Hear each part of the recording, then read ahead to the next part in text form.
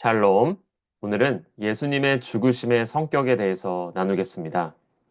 영국의 케임브리지 대학교 신약학 교수인 사이먼 게더콜은 예수님의 죽으심이 갖는 성격이 우리의 죄를 대신하여, 우리의 죄를 대리하여 죽으시는 대리적 죽음의 성격을 갖는다라고 말합니다.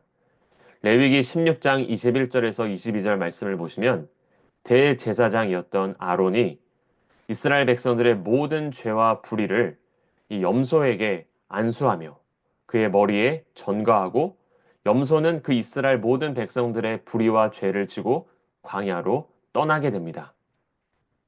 이 모든 사람들의 죄를 지고 가는 이 염소의 죽음은 그 이스라엘 백성들의 죄를 대신하는 대리적 죽음의 성격을 갖고 있습니다.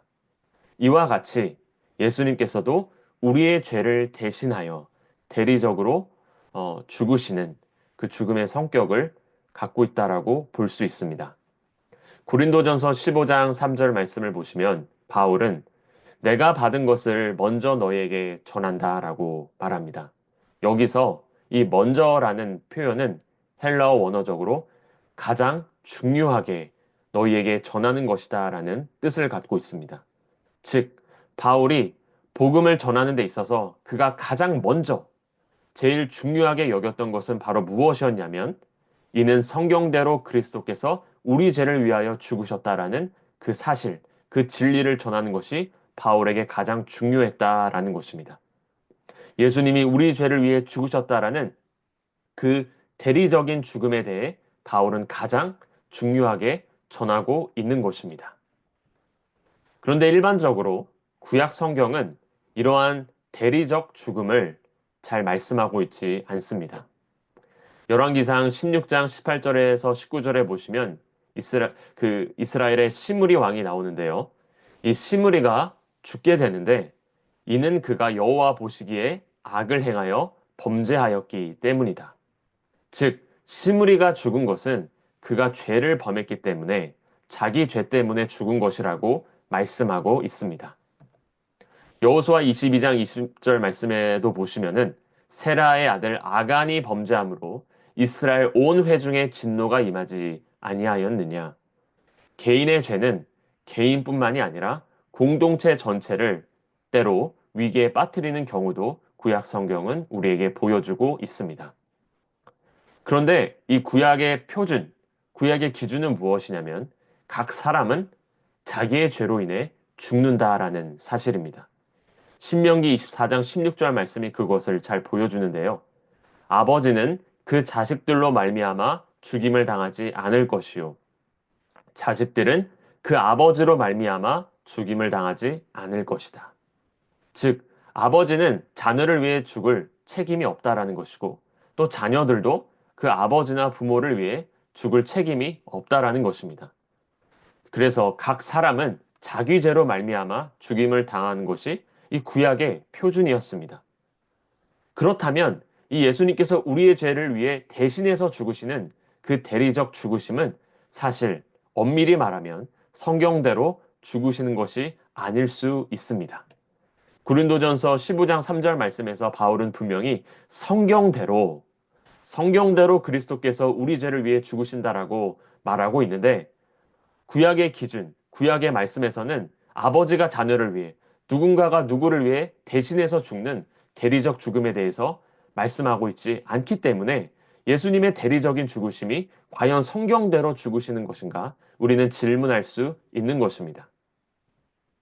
그런데 구약의 기준이 각 사람이 자기 죄로 인해 죽는다는 것이었는데 그래서 복음의 기적, 복음의 미라클이 무엇이냐면 예수님이 우리 죄를 위해 죽으셨다라는 사실입니다. 그것이 바로 복음의 기적입니다.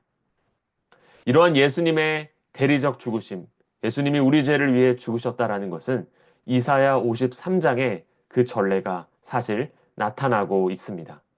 이사야 53장 5절 말씀을 보시면 그가 찔림은 우리의 허물 때문이요. 그가 상함은 우리의 죄악 때문이라. 그가 징계를 받음으로 우리는 평화를 누리고 그가 채찍에 맞음으로 우리는 나음을 받았도다. 아멘. 이사야 53장에 나오는 이 고난받는 종은 예수님과 연결이 되고 예수님은 그 이사야 53장의 성경 말씀대로 그 성경대로 우리의 죄를 위해 대리적으로 고난과 죽임을 당하신 것입니다.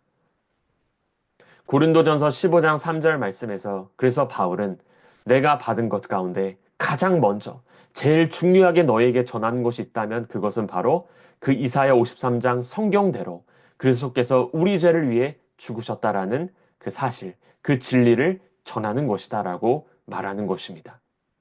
이 고린도전서 15장 3절 말씀과도 연결하여 로마서 5장 7절에서 8절 말씀에서 바울은 이것을 또한 반복해서 말합니다. 의인을 위하여 죽는 자가 쉽지 않고 선인을 위하여 용감히 죽는 자가 혹 있거니와. 사실 이 표현은 바울이 새롭게 창조해낸 말씀이 아니라 당시 그리스 로마 문학을 보면은 나타나는 속담과 격언이었습니다. 그리스 로마 사회에서 누군가가 누군가를 위해 용감히 죽는, 특별히 선인을 위해 죽는 전례, 사례들이 있었습니다. 그러나 그리스 로마 문학에서도 악인을 위해, 죄인을 위해 자기 목숨을 희생하는 경우는 찾아볼 수 없습니다.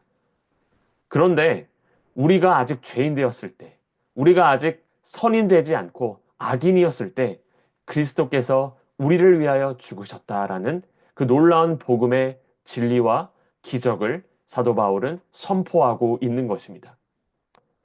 복음은 우리가 죄인 되었을 때, 아직 우리가 주님과 원수 되었을 때 주님께서 우리를 위해 십자가에서 나를 대신하여 우리를 위해 대신하여 십자가에서 죽으신 대리적인 죽음을 전하고 선포하는 것이 바로 복음의 진리인 것입니다. 저는 저와 여러분이 모두 이 복음의 진리를 굳건히 붙들고 이 복음의 기적을 선포하는 주님의 복음의 통로가 되시기를 축복합니다.